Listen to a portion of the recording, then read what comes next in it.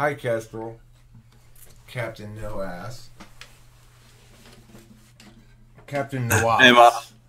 It's pronounced Noas, right? It is. It is. Anything to, yeah. How's it going? It's going pretty well. I have one ass, but two cheeks. And I've not attained officer status yet in the ass department. I'm still private, which is pretty shitty because I've been in the service now for 42 years or something. I didn't get my first ass till I was 5 years old. Wait a minute. Did you say you have one ass? One ass but two cheeks. They split. Is that because you live? Is that because you live near Mexico? Maybe. I think it's a Mexico thing. It might be a One Mexican ass. tradition that's kind of taken over in Southern California. Is Sue's with us, or is this a recorder? This is a recorder. Okay. Sue's is probably busy right now. Yeah, she's probably having sexual intercourse with her boyfriend in Europe. Sounds far-fetched, but okay. It's possible. One can never tell.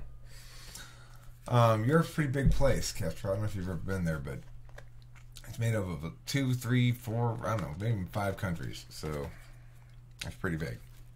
As many as 6, I believe. Wow, 6.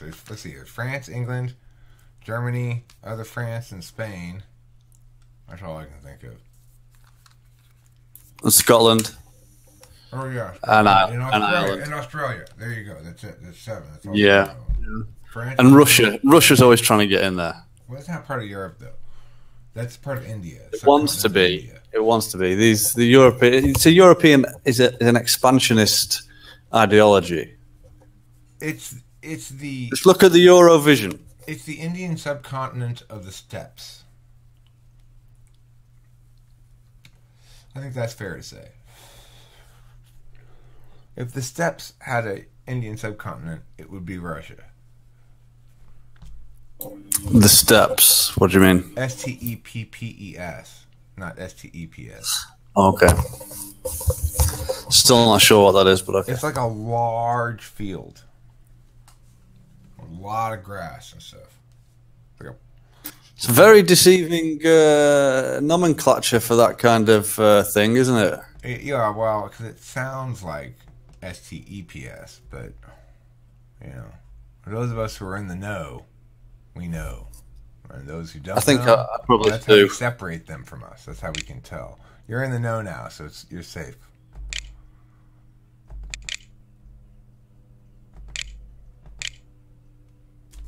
Let's Google it. Steppes. In physical geography, a steppe is an ecoregion in the montane grasslands and shrublands and temperate grasslands, savannas, and shrublands biomes characterized by grassland plains without trees apart from those near rivers and lakes. Oh yeah, I'm gonna go out on the steppe, motherfucker. Really? Why? Let's get crunk on the steps. Let's get crunk on the steps. I'm getting crunk on the steps. Now listen, y'all. It's a montane grasslands and shrublands in the temperate savanna shrubland biome. And the soil is typically of Chernozem type. That's important. If you have non-Chernozem soil, then you're probably dealing with a prairie or even, who knows, a grassland. But, and listen to this.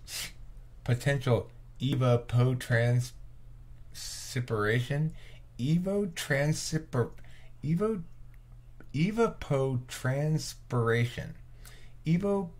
Evapotranspiration is the sum of evaporation and plant transpiration from the Earth's land and ocean surface into the atmosphere. Evapotranspiration. Evapotranspiration. Huh. What's the total evapotranspiration from Kestrel's body in any given day? Is it 1 liter of liquid? Probably a lot at the moment. I I see. Well,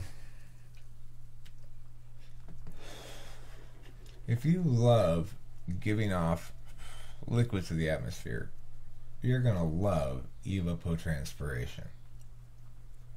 If you've just been perspiring and not evaporating, if you've just been perspiring and not transpiring, you know, why it's called transpiring, I don't know, but that's, well, I guess because it's transpirational, naturally.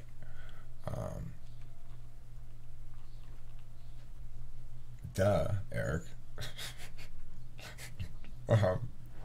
Anyway, that's why I decided to become a scientist of the steps, or a stepologist. I'm hanging out around the Musgrave Ranges. I'm chilling near Zaragoza. Is that why you went to AA? Because you just got the wrong idea. Yeah, I thought it was the steps. It turned out it was something for like people who drink too much or something. I don't know. But I just stayed there because there wasn't any other tundra nearby that I could claim as my own. So I walked in the meeting and I said, all of this is mine now. And they said, welcome. Which I took to mean, yes, we agree. And, you know, I rounded up all their firstborns and took them home with me. I said, what do I have all these kids for now? Why did I do that? And I gave them up to adoption agencies. I said, I just gave birth to all these kids. Can you please give them to other people? And they said, sure, Eric. And that's the story of how I ended up giving up 72 kids for adoption. They weren't my kids. But they were a lot happier with somebody else than me. Probably would have been happiest with their own parents, but you know, once you sever that bond, you don't want to go back and try to reconnect it. It's just, they probably forgot them by the time. It was like a week later, so I'm sure they all forgot their original parents anyway. They were all between the ages of 12 and 18. So they're pretty impressionable at that age.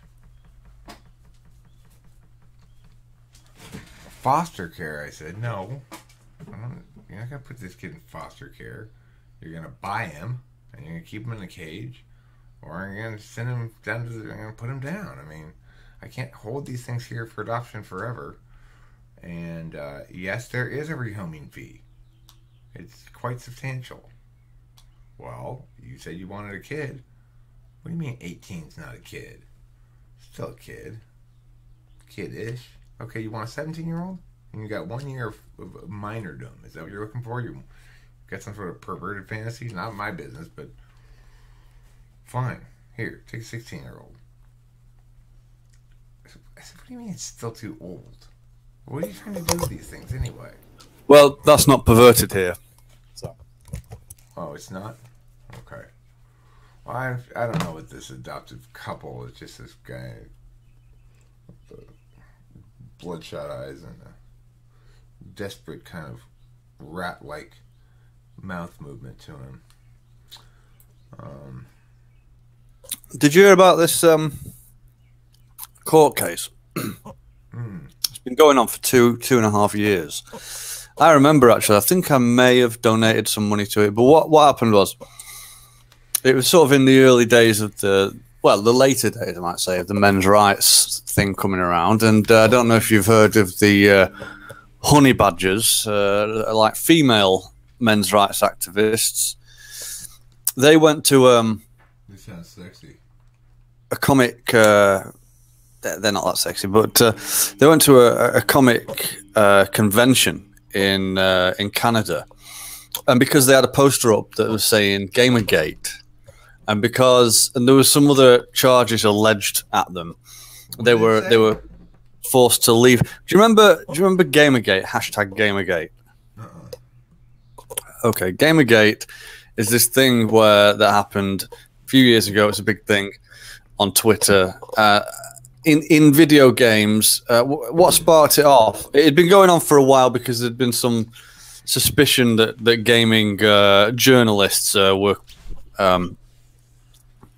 corrupt, you know, working together and Payola. yeah, and what happened was this this sort of games developer woman slash thought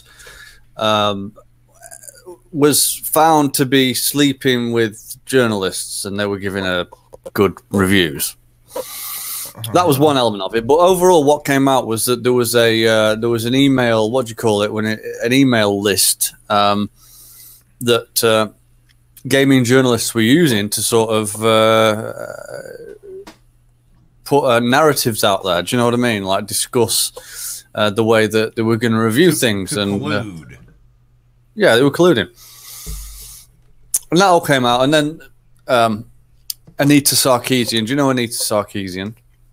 No. Well, she was from a controversial channel called Feminist Frequency. She did a number of Kickstarters that were basically very successful, hundreds of thousands brought in from gullible feminists, and she produced next to nothing for it.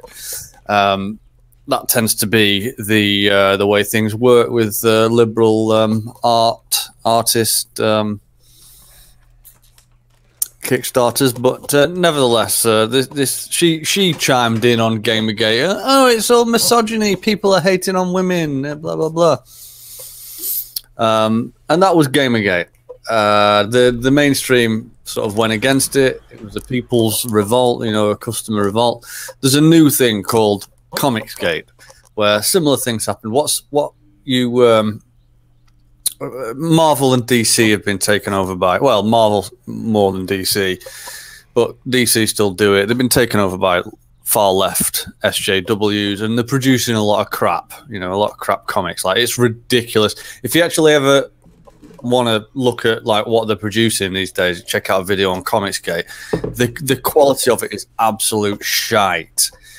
Just ridiculous plots, terrible writing, not funny, no action in some of them, just bad quality. That's what they're churning out. And like people, the thing about Comicsgate is you've got certain people. It's a sort of cultural Marxist takeover of the industry, which has been there. You know, it's been heavily. Just because I have a disability doesn't mean I can't be a superhero. Well,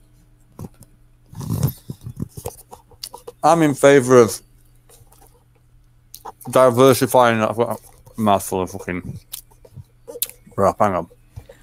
I identify as a hermaphrodite, and I'm also retarded. Superhero. Well, look.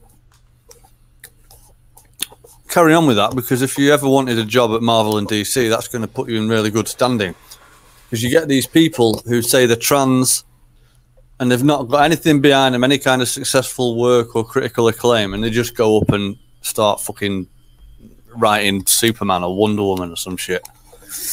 It's never how it used to be. The art's got a lot worse as well. But so that was there's a customer revolt against stuff like that. Obviously, you get the backlash of claiming it's all misogynists and transphobes and things like that. And anyway, that I got onto that. Yeah, the point of the court case is that because these female men's rights activists promoted Gamergate via a poster on their stall. That wasn't the main reason, actually. When it came out in the court case that the reasons that they were told weren't the reasons why they were kicked out. And so it should be quite an interesting ruling. The judge is still making the decision on it, but the court case is finished. I mean, like, what happened? The women sued the place. They booked a stall. They booked a stall and they were kicked out on the basis of allegedly on the basis of 25 Twitter complaints. And so these female, you know, they've got their own work. They've got like a independent comic, and they were trying to promote, and they were excluded on the basis. They'd also asked a question at a feminist panel, but they were perfectly respectful and everything. But so they may set some sort of precedent in Canadian law, but who knows? Well, Canadian law can suck my dick.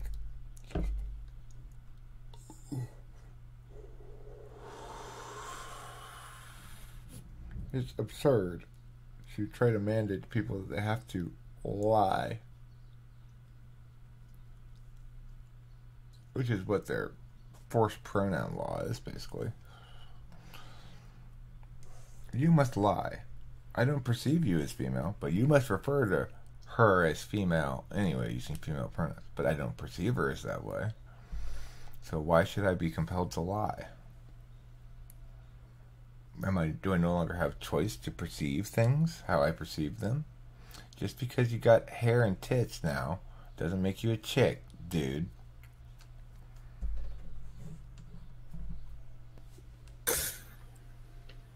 Yeah, I don't think that's the way the government wants people to be. I was just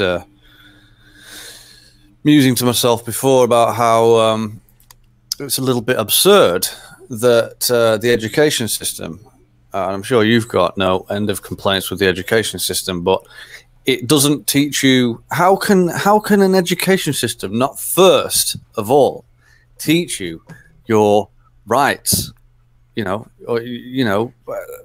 how can you defend yourself against, of course, the assumption isn't that the government is ever going to attack you, of course, but I don't understand how you can stand up for your rights if you don't have a fundamental basis of them, understanding of them. Right. Almost nobody does, including the teachers. They don't have any definition of rights. They don't know what it is. They think they have the right to health care or something like that. About the pronoun. What are you going to say, Garrett? About the pronoun thing, when do you ever refer to someone as a pronoun to their face where they can actually hear it, other than to be intentionally offensive? Plenty of times. For example, Kestrel a little while ago, he said blah, blah, blah. Why would you say that to someone when they're there? Why not just say, you wouldn't say like, it to somebody. You'd say it to a third party because there's more than 2 people present. Right, so they wouldn't even be there to get offended by it. No, they'd still be there. Garrett, imagine if I were a transgender person who wanted you to call me she, and you were saying, "No, Kestrel, she didn't say that. She said this." Right? I'd be here to hear your pronouns, but you wouldn't be directing them at me. But I'd still be present to encounter them. And in that context, it would be expected under these Canadian expectations, whether it's what kind of legal consequences there are and stuff like that, I'm not really sure, but it would be expected. Wait, what? I don't understand the scenario. If there's 3 people present, one of whom is transgender, it is very likely that during the course of that conversation, the 2 other people will have opportunity to refer to that transgender person by a pronoun to each other. Why? Why would you do that? Why wouldn't you just say their name? Because, like I said before, Kestrel earlier was talking about this group who went to Canada and got kicked out of this thing, and they're engaged in a civil suit against the organization that kicked them out. That's distinct, but what he was getting at in general is a failure to recognize the implications of some of the legal expectations that are being imposed upon people under Canadian law. So I just had a naturally occurring he in there, right? Yeah, but he's not here. No, he is here. Right there. He's right there. Oh. Captain No Ass. Okay. You smoking weed, Garrett? Not currently. But, okay, that makes sense. But very heavily earlier. As to whether or not Kestrel has no ass, that's an open question. It's his claim. I'm not asking him to substantiate it. I know Kestrel can be an ass. Kestrel? An ass? Oh, Kimberly. Never. And you can even be a bigger ass. Me? But also, why are you explaining Kestrel for himself? Like, that doesn't happen very often. I'm an unusual guy. I like to do things differently. I like to be special. I like to get out my snowflake costume every morning and put it on. Every morning it's a different costume. Entirely unique.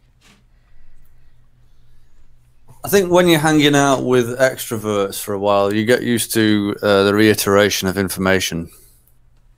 I just talk, whether it's of any value. I or think not, that is hate question. speech is something that you can like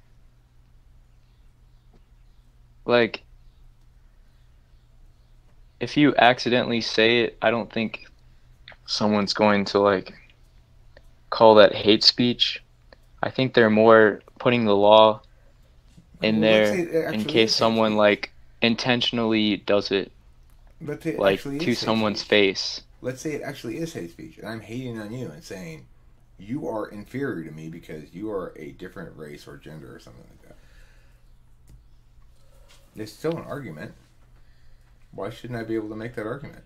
If it's a bad argument, if it fails as an argument, then it'll fail as an argument. I think it fails as an argument because there is no gender.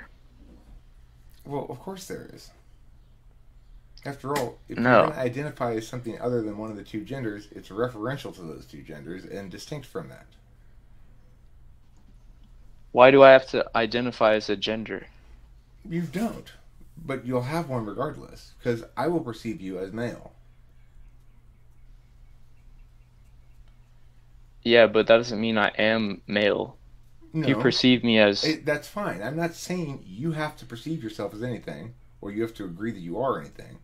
I'm saying that we oughtn't compel me to lie about my own perceptions to you.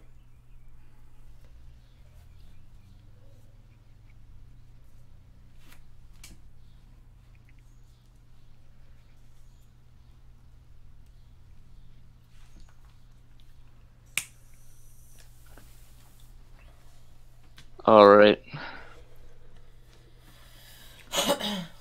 What is her argument? Whose? I just don't think You got me. I don't think that the law is like for that. It's just for if someone's actually It doesn't being matter. hateful. It doesn't matter if I am engaged in direct hate speech, saying we should have a race war and black people are the problem or whatever. Yes, that's what I've been saying for ages. If I'm saying that, then that's an argument. It's an advocacy. I agree it's a poor advocacy, and it will lose the discursive battle. But It's not the same as like calling someone the N-word. okay, well, let's say I call you a nigger. Garrett, you're a nigger. Hey, Okay, so what should happen to me? I mean,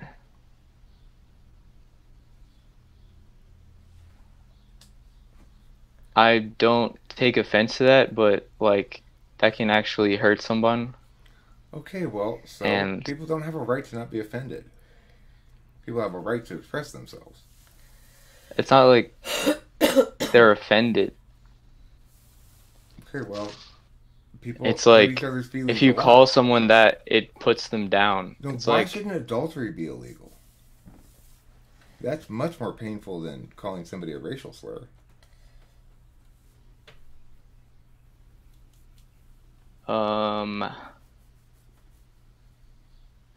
The reason is because the right to be free from interference is more important than the right to exercise one's liberty. So, there's no rights to do things usually. There's rights to be free from interference in doing things. And that's why it's an issue of rights. It's like, on the one hand, you do have the right to free expression. On the other hand, there is no right to be free from emotional pain or offense. I don't think it's like a valid freedom to like insult people. Well, I agree that it's something like a metaphysical crime, but that's why we have to have a metaphysical consequence. And the appropriate response to somebody being openly hateful in your group of compatriots is to call it out in some regard, shame that person, or make them defend their argument. You know, they're not going to enjoy that process because it doesn't withstand scrutiny very well.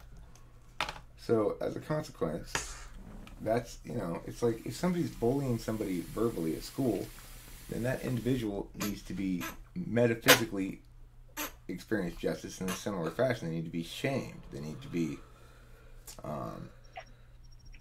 ostracized for their bad acts. They shouldn't undergo a criminal liability of any sort or a civil liability because they haven't incurred any. And the reason we know they haven't incurred any is because they haven't violated any rights. Okay, but what if that's the only way to do anything about it? Well, I mean, the problem is that why are the children being forced to go to the school anyway? In the first place, they're the only children are the only people that we compel to go someplace where they get abused by. How is that relevant to the argument about pronouns? It's well, I mean, you're the one who asked the question about sorry, I'm getting distracted because Kimberly's making sounds of displeasure. But I agree with you. School is bogus. Mm-hmm. So yeah, I mean, the people, if they're going to hold anybody accountable for the bullying, it should be the people who forced both the bully and the victim to be in the same room and stay together and hang out together when they don't want to. No, so just leave them home like our neighbors do and annoy the shit out of us. Okay, but I want them in school. Okay, I want those people's kids in school because they don't raise their children. But sometimes two people want to be in a place, but one person doesn't want the other people there, so they bully them. Okay, or well, I mean, they if nobody's use hateful speech to make them feel bad about themselves, or if nobody's forced to be there, and it's either a public space in which affords other alternative sections of the public space to occupy yourself, or it's a private space that's owned by somebody, or ownership rights are attained by somebody, like by renting or leasing, for example, then in that space, then it all works out fine. That's private school. I'm just talking. Well, no, I mean, what if like two people are there in a public space, someone uses hateful speech, then should they not be punished for that to prevent people from just... Of course not. Because there's an automatic punishment in place, right? If somebody uses hateful speech, call them out. Use hateful speech back, or use a preferable alternative even. What if you don't have like... What if like... But that's on the community. Society sees their hateful speech as like above you and your identity. Like your own personal identity is not valued, and so you don't feel comfortable speaking up for yourself. Well, then you've got to man up at that point, or get No, somebody who will speak that's up just for you, or get an advocate. That's just fucked up. Like some people Why? can't do that because they're trans, and it's very like okay. Well, listen, sensitive I'm topic. Not saying, nobody's saying that it's good for somebody to go and speak hatefully towards another person, regardless of the justification, whether it's because they're trans, whether it's because they're gay, whether it's because they're Democrat, whether it's because they're a woman, whether it's because they're tall, short, or whatever. We can all agree that it's not nice and not a good thing to do.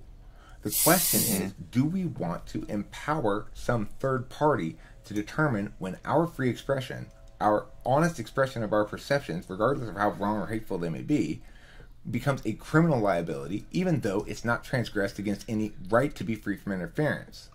Now, do we as a community have a responsibility to step up and say, whether if somebody's experiencing that and it's in a public space and others see it? Of course we do. And I certainly would. If I see some bullshit going on, I'll step up and say something. No fucking problem. And if you want to condemn anything, condemn the willingness of bystanders to let bullshit fly. That's the problem then. The problem certainly is not we need to empower some official or expert to make the decision for us as to whether or not our speech is acceptable. I mean, there are clear lines, things that are called I don't to see action. how having the law in place prevents bystanders so from standing up. There was an incident 2 days ago. He's not saying that it does. This woman was wearing a Puerto Rico shirt, and she was in a public park, and she had rented the space for a party, and some old veteran came up and started telling her that she shouldn't be wearing the Puerto Rican shirt, and she called the police, and she got pissed off because the police didn't do anything about it. Well, of course, they shouldn't have done anything about it. Well, she's now on the internet Bitching blasting about it. off. Right. Yeah. Yeah, and it's like I've tried to yell at the basura neighbors next door. They're absolute Mexican trash. And The she's fact that appalled, they're but Mexican she's trash appalled. is incidental. She's appalled that nobody stopped this man or arrested him. Okay, well, but why, of course they shouldn't have arrested him. But note that she's having her say. She's getting much more of her perspective put out there probably than he ever did. So the thing is, that's the way it works. That's the way it's supposed to work. People have access to communication media of various sorts, and if they're not one who's able to speak out, then others can speak out on their behalf and do. Except Puerto Ricans, you got to get them off the net. Go back home, Puerto Rico. Yeah, it's Mark. Listen, it's pronounced Puerto Rico like that. Okay, Well, this is what they were saying. Puerto Rico. He was saying that something about get out of the United States, and what they're saying is that Puerto Rico is actually a part of the United States. It's not a state; it's a territory. Yeah, we own it. Get out. That's so funny. Yeah, but the thing We is, own it. We own it to keep them out of here. We have our own place. Who looks dumb in that? When this guy's saying, "Stupid Puerto Ricans get out of the United States," who looks stupid? The guy does. But imagine if like that woman like didn't know how to stand up for herself. Well, she did. Well, but okay, so Pull it up. It's a video. why should we arrest that guy? Because he could have caused her psychological trauma. But okay, so Well, he was disrupting. what if her he had party. said something pleasant, but it happened to trigger a traumatic event in her and cause her psychological trauma? Should we punish him then? I think that's like up to the court. Why? To decide. Why? So I don't even have to have any intentionality of doing you harm. Just accidental harm because I said the wrong thing. You should be dragged into criminal court. Who's right? I don't to be think violated? so, but it's very like Who's right to you be can't really violated? know which situation is which, so that's why you have to take it When to court. you, that's why we don't enforce shit like that. What? Listen, how much do I have to insult somebody before I'm criminally liable? It doesn't matter if the insulting is justified. If the person has done something incredibly moronic and stupid. If I go up and insult a hate speaker, am I guilty of hate speech? Who wants that at their fucking party? If I refuse to make a cake for a gay couple because I'm a Christian, does that make me guilty of hate speech for refusing to speak but non-hatefully? He's being a nuisance. Or if they're Puerto Rican, just tell them to go home. Space, and he was not invited, and he's Okay, well, if she rented the space and he was not invited, and he persisted in hanging out in the space that she had Watch the ownership video. rights to, well, doesn't matter because the issues break down like this. Well, I'm pissed off at the guy, not her. Okay, well, the point Okay, is, if in fact she had ownership rights to that space by virtue of her renting it, then and he was trespassing persistently, despite her asking her to leave. Well, then she has a legitimate claim to get the legal authorities involved But because that's not even what she he's was pissed off violating her property rights. But instead, she's trying to say that his proactive expression was somehow punishable by law. Right. And of course, it's not and shouldn't ever be unless it crosses certain very bright lines. If it's a call to action, for example, if you've got boxes in front of your face and I say, okay, it's clear now, you can cross the street, and you trust my word in that, and you start walking across the street and you get run over by a bus and die, well, I have murdered you functionally. And that would be a clear, bright line there. If you have a call to action in that capacity, then it doesn't qualify as simply expression. It has a physical component to it. Similarly, you can't slander or libel people. Lying is not protected speech. But expressing your true perceptions about things, especially for things that are in dispute, such as whether or not transgenderism is a healthy expression of self or some form of mental illness, I think the question is absolutely not in dispute, especially when people start cutting off their body parts. So, that's a political issue. It's not in dispute. The notion that I could be found guilty of hate speech for having a position on a political issue that's not in dispute is abhorrent and deadly to democracy, deadly to freedom, deadly to liberty. When you start censoring people, that's when liberty goes down the shitter. I mean, yes, sure, but there could be a case where someone is psychologically harmed. And then that's the cost of having a free society.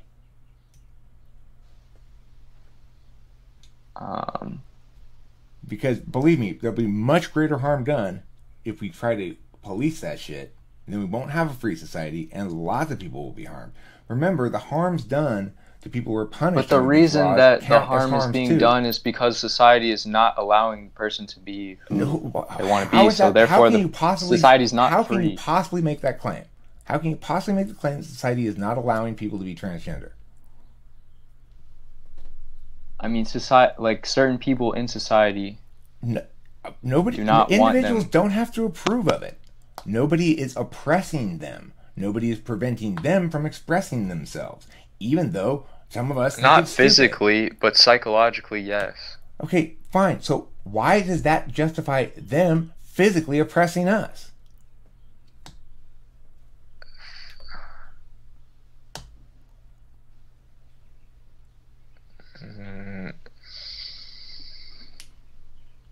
What you're talking about, Garrett, is the ideology of victimhood and a lack of personal responsibility.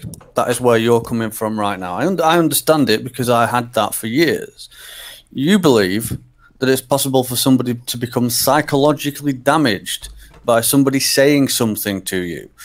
It is if you constantly repeat that in your own mind and give yourself a victim status and believe that you've been offended and believe that you've been psychologically damaged. If you choose to take responsibility for yourself, your actions and your feelings, you won't be affected like that. But some people are, because there's a difference in life between an immature person. There's two stages basically to being a human. There's the immature stage where that you're talking about, where you have to have your needs taken care of, and you have a parent for that. And there's the grown-up stage where you have to accept that other people in the world aren't going to agree with you, and there's going to be laws and things that you disagree with, and you're going to be, to varying extents, oppressed in certain ways, as they would call it. But you're going to take responsibility for that, and emotionally, you're not going to suffer because you have taken responsibility. If your identity is at odds with the social norm, then you're much more likely to be in the first group, as you called it, and therefore, if society is at odds in some components, because identity is a complex. In some components, but like society wants, society is more accepting of straight people. That's just how it is. They're more accepting of straight white males. That's how it is. Hold on, Garrett. An identity is a complex composite of lots of different small identity markers. So, yes, I view myself as male. Yes, as heterosexual. I also view myself as a bit of a freak and somebody who doesn't necessarily make good impressions and doesn't necessarily get along with normal society and runs afoul of them a lot of times. I don't expect special protections. I expect myself to adapt accordingly. Now, granted, the ways in which I violate social norms might be less evocative of hate than some other ways, but that doesn't mean they're not evocative of hate at all. They are evocative of hate. I am hated on by lots of people. I can read you plenty of comments where people just shit on me to the end of time. Should they be punished for that? Daily by Kimberly. Okay, Kimberly says awful things that do hurt me deeply. But I don't think she should be punished for it. I realize that those things that hurt me a great deal is my putting too much emphasis on certain statuses and words and labels and whatever. And I just need to understand that Kimberly says stupid ass shit sometimes, and you just have to. I mean, you always have like something to come back to. That's like, you know, that like what they say isn't going to define you, because like you're sure of your identity.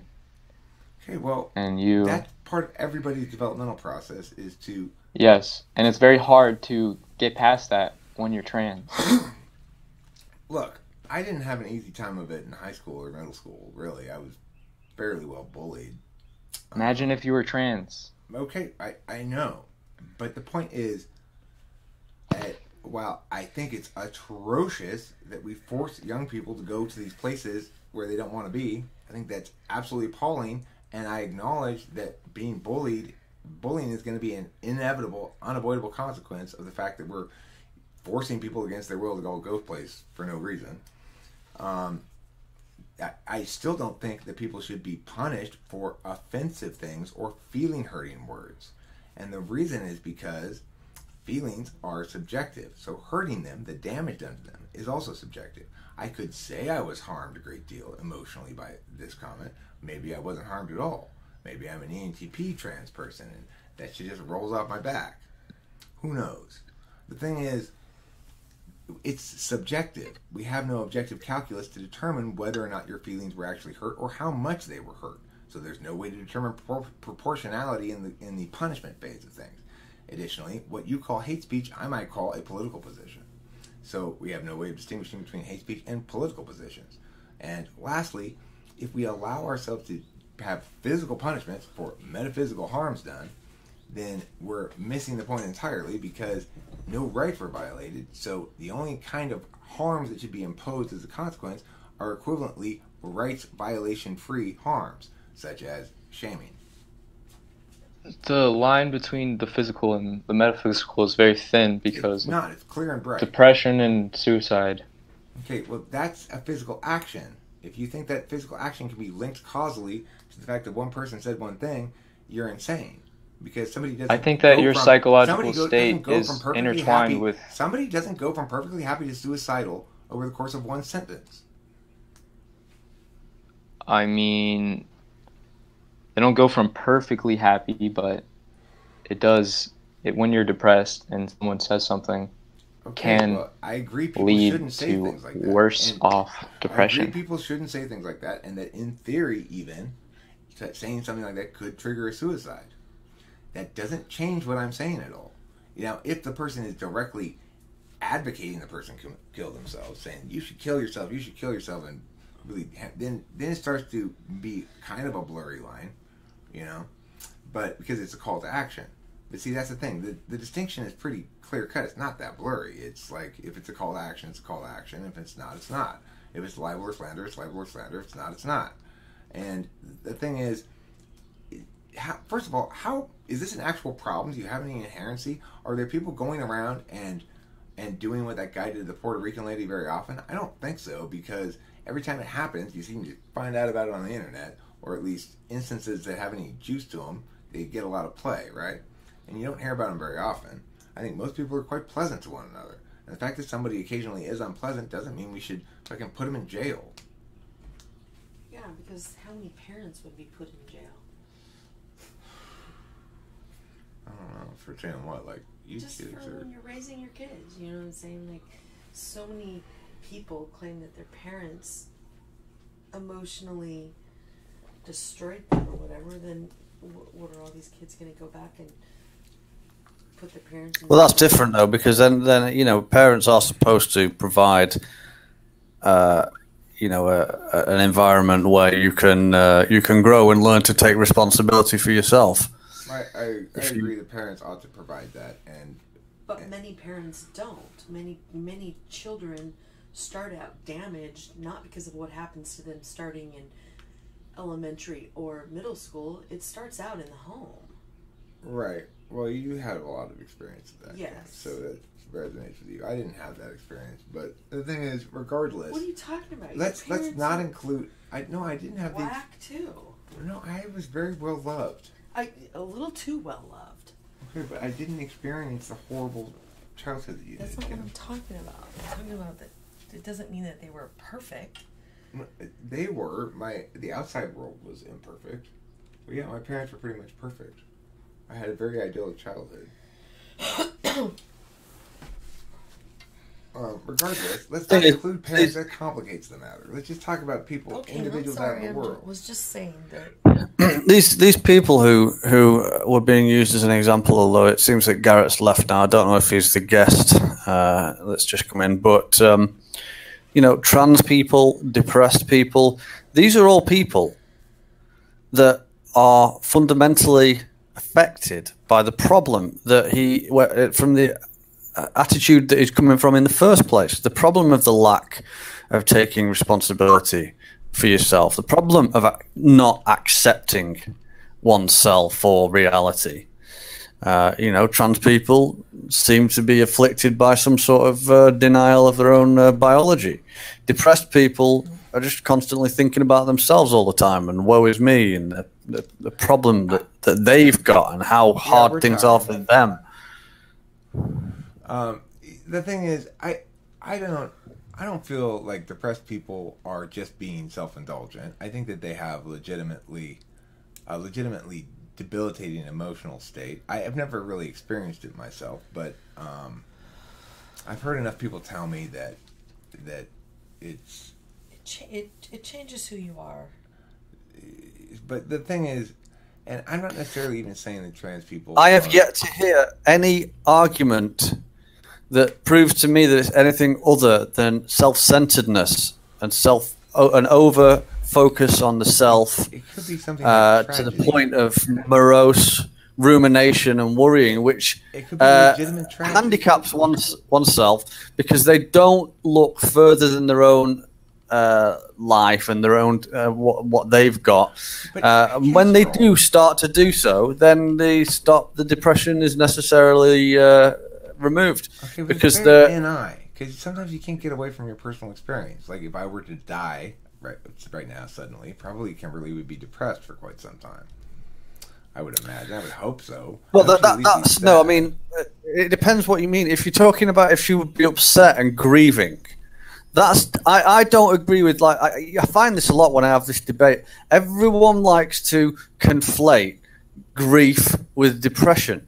He's right. I don't think it's reasonable. Totally two different things. Okay, well, I don't know what depression is. I don't want to get into that. That's another thing that complicates matters. I don't want you to get into depression either, Eric. I want you to be happy. I'm just saying, the thing is, all that drives home for me is the fact that you can't tell whether you're committing a crime unless you know the emotional state of the other person.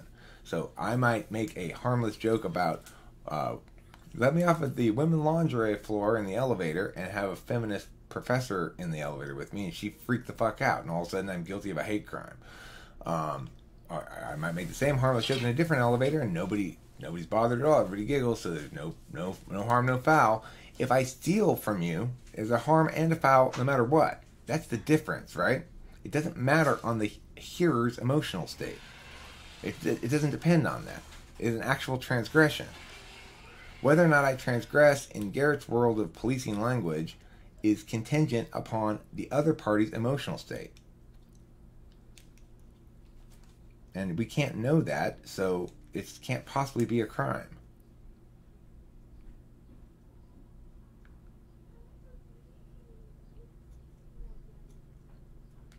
Yes, we all agree. Well, thanks, guys. Appreciate it. Boy, Eric, says Garrett, I sure have learned a lot today.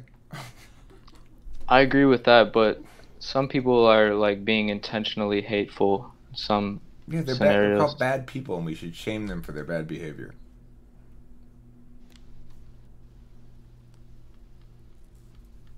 I think that any energy one might put into legislation would be better put into personally going and making sure that bullshit doesn't fly in your vicinity.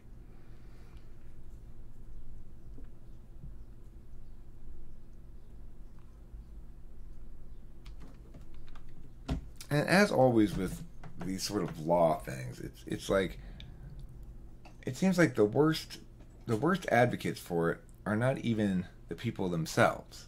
It's like, who is advocating most for more programs to help the poor? It's not the poor. They're not politically savvy enough to have advocacies. It's stupid FI using college graduates who don't understand that they're trying to be nice or something, but the devil's in the details. It's path dependent. It entirely depends on how it actually plays out, not on what you want it to be. And how it actually plays out is some dude getting railroaded for bullshit every time almost. And the funny thing is, I mean, the people, radical SJWs and feminist professors and all these people who will advocate for more and more harsher hate speech laws, or just, when you take a step back, just laws in general. Same ones complaining about police brutality, blah, blah, blah. Like, who do you think is going to be enforcing these laws? Right, and what do you think the prosecutor's going to do? He's going to toss it on the pile of bullshit charges in order to force a equally bullshit plea bargain. So understanding how laws are actually used to abuse people by police and prosecutors is a useful precondition of making legislative advocacies in the first place, in my mind, because that's the problem. People who advocate things, they don't factor in the harms done to the people who fall victim of their law. Like, the many people, probably 80% of people, if we had a law like that, probably 80% of people prosecuted under it would be prosecuted really for reasons other than violating that law. And it would just be another tool that gets abused by the people empowered to abuse it. So, you know, we want to try to...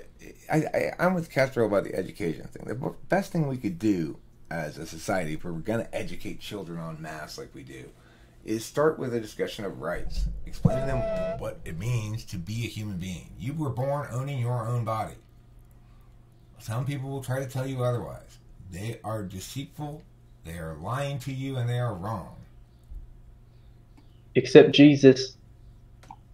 Jesus won't tell you you don't own your own body. That's where all the responsibility comes from. Jesus will say, like, don't sin. Well, I can only not sin if I'm responsible for my body's actions. And that can only be the case if I own it.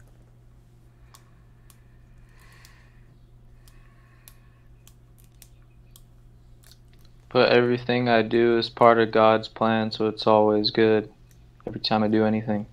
No. Does it follow? That doesn't stem from the thing I was saying. He's saying don't sin, which means both that you own your own body and are responsible for its actions, and that you are endowed with free will. Thus, you can choose to sin and are instructed not to. But if I sin, it's part of God's plan. No, because there's no reason to assume God has a plan for you that you have to fulfill. You might be well suited to believe that God has a plan for you that you ought to fulfill, but free will is implicit in the God bargain. And regardless, if God had to plan things, he'd be weak. You only plan for things that you could fail at, or possibly could lose at. Well, planning is a phenomenon that humans go through, that humans do, that we do in time. That's where planning occurs. Well, I mean, let's just say he's talking about some sort of traditionalist Christian perspective on it. I mean, when you make a plan, you don't plan every step, do you? If you're planning to go to the shops, you don't think, right, I'm going to take this step, then this step, then this step, then this step. You might miss out a few steps by virtue of a jump here and there. But it would still be in line with your plan. And just because you choose to use your free will in some way that you perceived to be not in line with God's plan, or you perceived to be because it reflected upon yourself as negative in some way, like resulted in illness for yourself or death, that doesn't necessarily mean that the overall plan that God may have had has gone awry. his plan may be as simple as, let's have all these souls learn about moral agency. I mean, I just think that he has everything already, so there's no need to plan anything, because he'd be planning for something that he already has. Okay, well, I agree that planning seems to run exclusive of meaningful understandings of how to distinguish God from that which is not God, to the extent that one can make such a distinction. I agree with you that that makes sense, but I think it's of less significance because plan is a weird word. God could have an agenda in theory, and we might refer to it as a plan, and it might not actually entail any planning. Right. Yeah. But yeah, I agree with what you said, Eric. It was well put. Thank you, and, Mark. Appreciate that. You know, Our credit, I went to Put Well School to learn how to put things well. And as a bonus, they taught me how to put things in wells as well, but including a bucket to draw water from the well. It was a comprehensive education I got there at Put Well University. spent most of my time pulling up buckets of water, but boy, oh boy, did I learn a lot about that. Got some good calluses on my hands.